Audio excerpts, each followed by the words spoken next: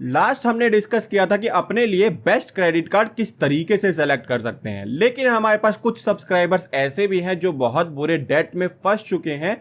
अब उन्हें डेट में किस तरीके से बाहर आना है, किस तरीके से अपने फाइनेंस वो मैनेज कर सकते हैं, सारी चीजें डिस्कस करेंगे इस वीडियो में। So let's start. देखो, सबसे पहले हम आएंगे अपनी शीट्स पे, जहां पे मैंने आपके लिए एक एग्जांपल ले रखा है, जहां हमारा एक पर्सनल लोन चल रहा है 15,000 का, एंड यहाँ पे हमने एक कार्ड से पेमेंट कर रखी है 4,000 रुपए की। करेंटली हमने इस मंथ में पेमेंट करी है।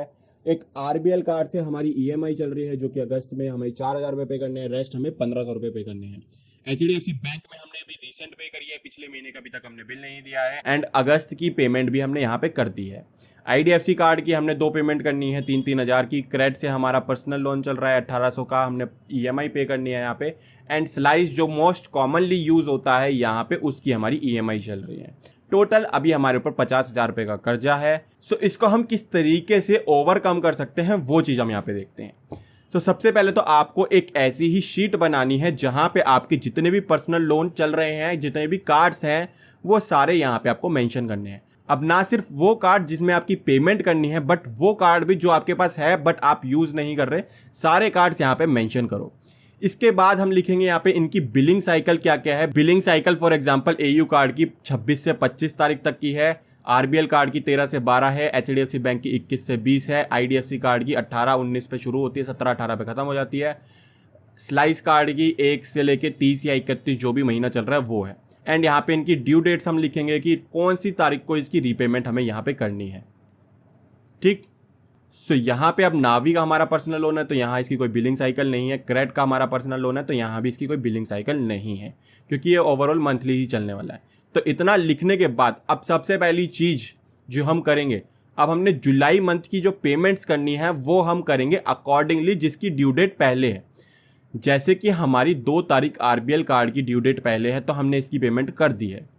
अब इसके बाद क्रेड की ड्यू डेट भी 2 तारीख है तो इसकी पेमेंट भी हमने कर दी है। एंड अब इसके बाद हमें कौन सी पेमेंट करनी चाहिए, इसके बाद हमारा बेसिकली 5 तारीख आ रही है तो 5 तारीख की अब हमें ये 3,000 की पेमेंट करनी चाहिए, एंड ये स्लाइस कार्ड की 1,600 की पेमेंट करनी चाहिए। इसके बाद हम करेंगे 12 तारीख वाली पेमेंट। 15 तारीख वाली पेमेंट का हमारे पास कोई पेमेंट नहीं है तो यहाँ पे इसको अवॉइड कर देंगे। 12 तारीख वाली पेमेंट तक हमें पेमेंट करनी है। ठीक। इससे बेनिफिट क्या मिलेगा, इससे बेनिफिट ये मिलेगा कि जैसे आपने पहले 2 तारीख वाली पेमेंट कर दी है, उसके बाद आपके पास 3 दिन और है सोचने के लिए। फॉर एग्जांपल जो सैलरीड पर्सन है वो तो यहाँ पे इजीली ये सारी पेमेंट्स एक साथ कर सकते हैं जब भी उनकी सैलरी आएगी, लेकिन जो थोड़ा सा बिजनेस में है उनको थोड़ा सा फाइनेंस मैनेज करके चलना पड़ेगा, क्योंकि उनकी पेमेंट्स आती है ओकेजनली। ओकेजनली मीन्स कि आज 5 आ गए, कल 10 आ गए, कल 15 आ गए, ऐसे हमारी पेमेंट्स आती है बिजनेस वालों की। तो यहाँ पे हम उस अकॉर्डिंगली यहाँ पे पेमेंट करने वाले हैं।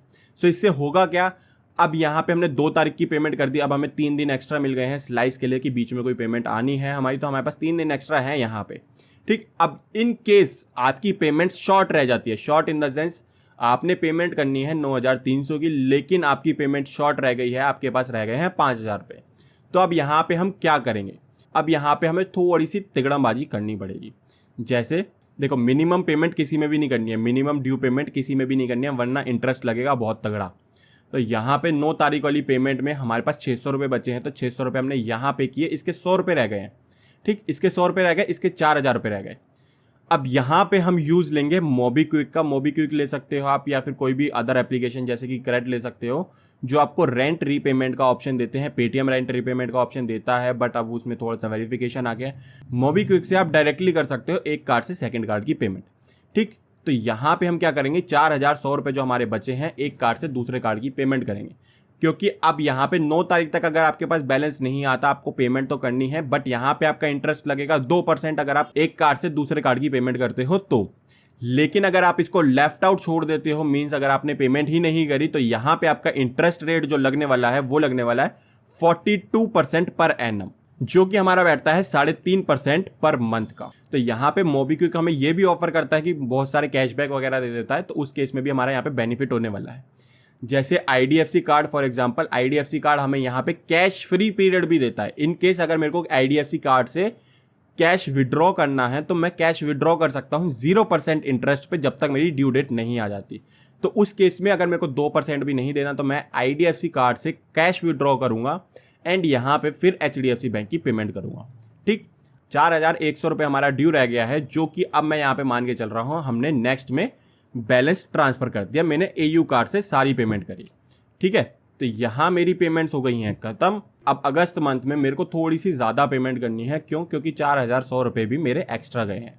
इस मंथ भी मान के चलते हैं कि हमारे पास पेमेंट जो रह जाती है वो कम रह जाती है। देखो ज़्यादा आ जाएगी पेमेंट तो उस केस में तो हमें कोई दिक्कत नहीं है, लेकिन हमारा डेट ट्रैप में बंदा कब फंसता है? जब बंदे के पास पेमेंट जो होती हैं वो रिसीव होती हैं कम, एंड जो पेमेंट्स करनी है वो करनी है ज़्यादा।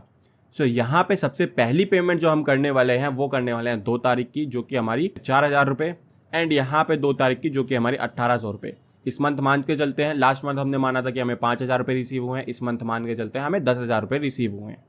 ठीक, तो यहाँ पे 4,000 की पेमेंट ये करी हमने, 1,800 की पेमेंट ये करी, जो कि हमारा 5,800 रुपये हो गया। इसके बाद नेक्स्ट पेमेंट जो हमारी बैठती है ये 5 तारीख बैठती है। 5,800 के ऊपर ये 3,000 रुपये मीन्स 8,800 हो गया, प्लस ये 1,600 रुपये जो कि हमारा 10,400 बैठता है। तो ये 400 रुपये की पेमेंट यहाँ पे हमारी ये रह गई है, बाकी हमने पेमेंट करती है। सो यहाँ पे हमारी ये पेमेंट्स रह गई हैं। अब 7,000 रुपये की पेमेंट रह गई, कहाँ? हमारी 18,000 रुपये की पेमेंट थी। अब यहाँ पे 18,000 रुपये देखने से अच्छा यहाँ पे मैं 7,000 देख रहा हूँ। अब मेरे को थोड़ा सा कम पैनिक करना पड़ेगा एज़ कम्पेयर टू 18,000 रुपये। अब इनके लिए भी मेरे पास 15 दिन का टाइम है। देखो, नावी की पेमेंट मेरे को पर्सनल लोन की पेमेंट करनी है 15 तारीख तक, AU कार्ड की मेरे को 12 तारीख तक, तो मेरे पास 10-15 दिन है यहाँ पे आराम से सोचने के लिए। देखो, स्लाइस में पैसा विड्रॉ करना आसान है, या तो मैं स्लाइस से ही 400 रुपये विड्रॉ करके यहाँ पे रीपेमेंट कर दूंगा, नहीं तो मैंने जैसा कि आपको कार्ड से पेमेंट करना बताया वैसे आप कर सकते हो। सो वो वहाँ पे आप देख के कार्ड की पेमेंट यहाँ पे कर सकते हो। सिमिलरली हम सारी पेमेंट ऐसे करते हुए चलेंगे, सितंबर, अक्टूबर, नवंबर, दिसंबर तक की हमने कर रखा है, एंड यहाँ पे रिमेनिंग हमने लिखा हुआ है कि रिमेनिंग दिसंबर के बाद की पेमेंट्स हमारी कितनी रह रही हैं, तो वो यहाँ पे हमने लिखा हुआ है। सो उस अकॉर्डिंगली यहाँ पे हमारी 3,000 रुपये की पेमेंट बचती है दिसंबर के बाद भी। ठीक, अब यहाँ पे हर केस में ऐसा नहीं होने वाला है कि आपकी जैसे 7,000 की पेमेंट करनी है आपको 5,000 रुपये ही रिसीव हो रहा है। कुछ केसेस में ऐसा भी होगा कि आपको या 6,800 की पेमेंट करनी है, बट यहाँ पे 10,000 रुपये आपको रिसीव हुए हैं। सो यहाँ पे अब आपने करना क्या है? सबसे पहले तो आपने ड्यू डेट्स जो आपकी मिनिमम सबसे पहले डेट पड़ रही है उनकी पेमेंट करी, जो लास्ट में पेमेंट पड़ रही है उनकी पेमेंट्स करी। उसके बाद आपके पास यहाँ पे फॉर एग्जांपल 3,200 रुपये बच गए। अब जो 3,200 रुपये की पेमेंट करोगे वो सबसे पहले 2 तारीख की 1,800 रुपये पेमेंट करोगे, 2 तारीख की 1,500 रुपये पेमेंट करोगे, जो कि आपका 100 रुपये एक्स्ट्रा बच रहा है, तो यहाँ पे 100 रुपये आपके बच जाएंगे। यहाँ पे 100 रुपये की एक्स्ट्रा पेमेंट बच रही है। ठीक, फिर नेक्स्ट मंथ तक आपको और पैसे जैसे मिलते रहेंगे वैसे वैसे आप यहाँ पे पेमेंट करते रहोगे। तो इस तरीके से इजीली आप डेट ट्रैप से निकल सकते हो। अब कुछ लोग कहेंगे कि थोड़े बहुत हमारे खुद के एक्सपेंसेस भी होते हैं जो कि हम बेयर करें, जैसे कि आपने बताया कि हमारे पास 5,000 रुपये रिसीव हो रहे हैं लेकिन हमें 10,000 की पेमेंट करनी है। तो देखो, ऑलरेडी आप स्ट्रगलिंग फेज में हो, तो यहाँ पे पहली बात तो आपको खर्चे थोड़े से कम करने हैं। खर्चे कम करने के बाद यहाँ पे जो एक्सपेंसेस जो आपके कंपलसरी है कि इसकी पेमेंट आपको करनी ही पड़ेगी, वो पेमेंट्स आप करोगे क्रेडिट कार्ड से। ठीक, फॉर एग्जांपल अब पेमेंट भी किस तरीके से करनी है, यहाँ पे मेरी बिलिंग साइकिल है जो AU कार्ड की वो 26 से 25 है, लेकिन इसकी ड्यू डेट भी 12 है। फिर तो मैं अगर 26 के बाद कोई पेमेंट करनी है तो मैं इंस्टेड की HDFC बैंक से करूँ, मैं AU कार्ड से करूँगा। क्यों? क्योंकि यहाँ पे बेसिकली मैंने पेमेंट तो बाद में करी बट उसकी ड्यू डेट भी बाद में पड़ रही है। ठीक, तो वो भी आप बैलेंस आउट कर सकते हो कि आपको पेमेंट कौन सी कब करनी है।